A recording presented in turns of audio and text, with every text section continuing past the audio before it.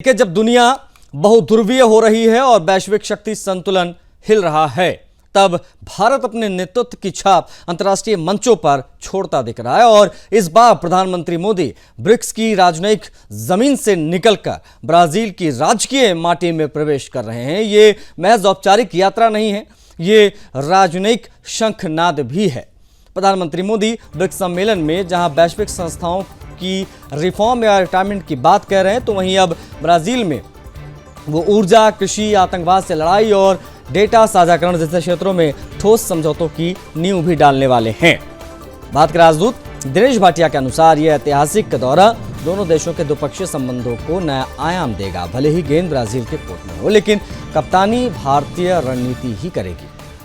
प्रधानमंत्री मोदी ब्रिक्स सम्मेलन में हिस्सा लेने के बाद अब ब्राजीलिया जाएंगे, जहां उन्हें राज्य के अतिथि का सम्मान दिया जाएगा।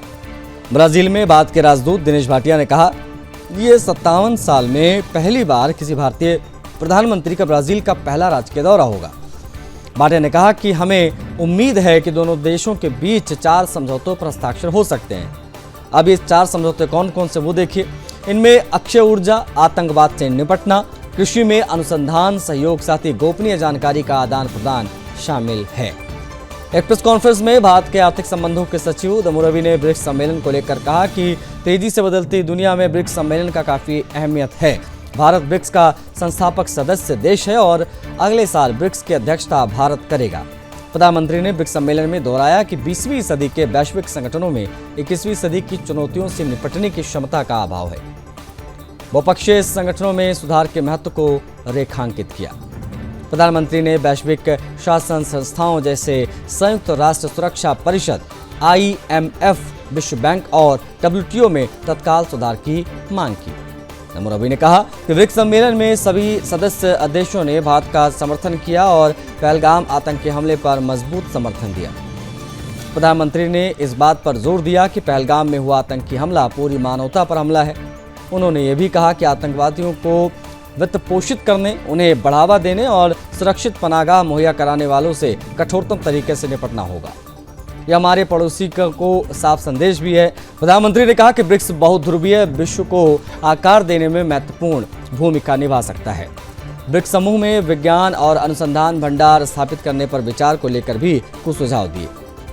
आर्थिक संबंधों के सचिव दमू रवि ने बताया कि प्रधानमंत्री ने ब्रिक्स सम्मेलन से इतर क्यूबा के राष्ट्रपति मिगुएल डियाज कानेल से भी मुलाकात की। इस मुलाकात में क्यूबा के राष्ट्रपति ने भारत के डिजिटल पब्लिक इंफ्रास्ट्रक्चर और UPI के संभावित फायदों में गहरी रुचि दिखाई है। साथ ही क्यूबा आयुर्वेद को भी मान्यता दे सकता है और अपने स्वास्थ्य सिस्टम में आयुर्वेदिक उपचार पद्धति को भी शामिल कर सकता है। दोनों नेताओं के बीच इसे लेकर बातचीत हुई।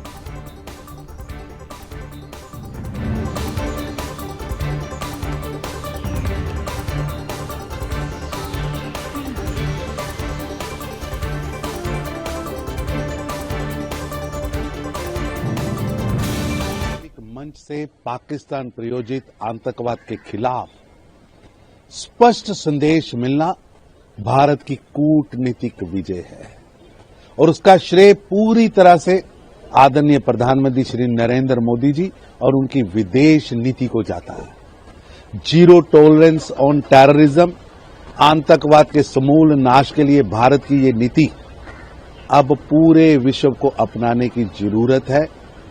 अब दुनिया प्रधानमंत्री नरेंद्र मोदी के नेतृत्व में आतंक के खिलाफ एकजुट है। भारत इस मोर्चे पर अब विश्व का नेतृत्व कर रहा है।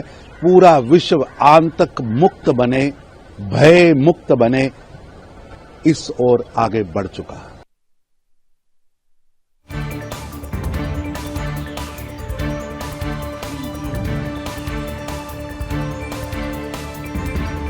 दिल्ली के रोहिणी सेक्टर 36 और 37 की तस्वीरें देखकर कोई नहीं कह सकता कि देश की राजधानी का हिस्सा है। जी हां, यहाँ के लोग 21वीं सदी में भी पीने के पानी के लिए तरस रहे हैं।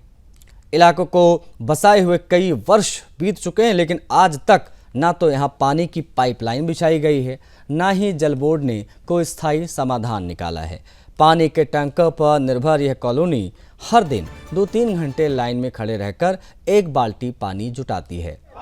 इस हालत से तंग आकर अब स्थानीय निवासियों ने दिल्ली विकास प्राधिकरण (DDA) और दिल्ली जल बोर्ड के खिलाफ प्रदर्शन शुरू कर दिया है। गली गली में जल नहीं तो वोट नहीं, हमारा पानी लौटाओ जैसे नारे गूंज रहे हैं। स्थानीय लोगों का आरोप है कि बार बार शिकायतों के बावजूद कोई अधिकारी सुनवाई के लिए नहीं आता है। इलाके में ना तो कोई RWA की सुनवाई होती है, ना ही कोई विधायक या पार्षद जमीन पर उतरता है।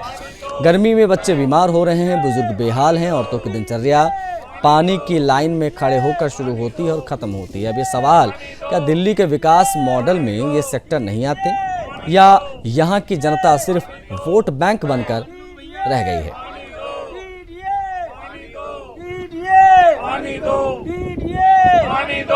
1981 में हम लोगों ने यहाँ पर प्लॉट बुक किए थे। आज 45 साल हो गए हैं। 2012 में DDA ने यहाँ पे अलॉटमेंट कर दिया था। 2012 में जब DDA ने अलॉटमेंट किया था और 13 साल हम लोगों को हो चुके हैं। 13 साल में पानी की हम लोगों को एक बूंद नहीं मिली। यहाँ पर लोग मकान बनाने से कतरा रहे हैं। कई लोग जिन्होंने मकान बना लिए हैं वो मकान को ताला मार के अपना कहीं और किराए के मकान में जाकर रह रहे हैं। उनको यहाँ पे रहने की जगह नहीं है। अगर आज DDA पानी दे दे तो ये सेक्टर एकदम से यहाँ पे भर जाए। सब लोग जो किराया दे रहे हैं, किराया न देके अपने जो 45 सालों से जिन लोगों ने प्लॉट ले रखा है वो यहाँ पर आके रहने लगेंगे। कई लोगों का 45 सालों का सपना ज्यों का त्यों है, सिर्फ और सिर्फ पानी की वजह से। आप लोगों ने कोई शिकायत की है कहीं पे? हमने सैकड़ों बार DDA को पत्राचार किया, DDA के उच्च अधिकारियों से बात करी, लेकिन सिवाय हमारे को गोल गोल बातों में घुमाया जाता है। कोई उनके पास कोई मुद्दा नहीं है, किसी प्रकार का कोई भी अपना कोई बात नहीं है। सिर्फ हमें झूठा आश्वासन दिया जाता है DDA की तरफ से ये कि हमारे से पोजीशन जो आदमी ले लेगा उसको 3 साल के अंदर मकान बनाना है। 3 साल का मतलब 2012 में उन्होंने प्लॉट दिए, यानी कि 2015 में हमें मकान बनाना चाहिए।